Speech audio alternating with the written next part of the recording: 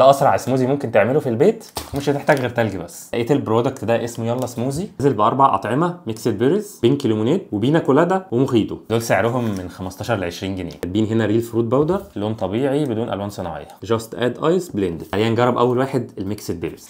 خلطنا، هنحتاج 100 مللي ميه ساقعه كده، تقريبا 100 مللي. ننزل الكيس وهننزل عليه بالتلج من 8 ل 10 مكعبات، وبعد كده هنضربه لحد ما قوامه يبقى حلو.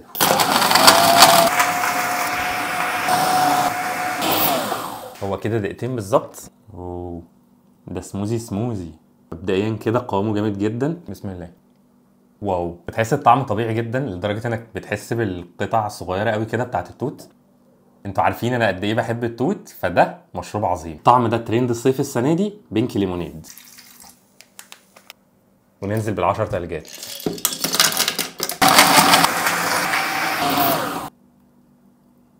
كده شكله لونه حلو قوي. بينك ليمونيد ده فراوله على ليمون.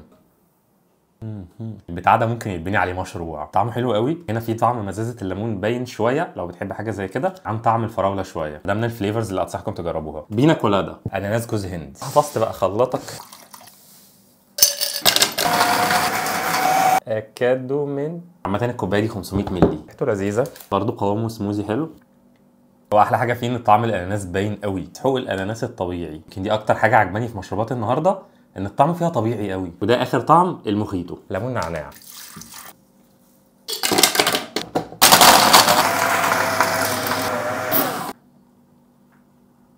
كده بقى سموزي مخيطو.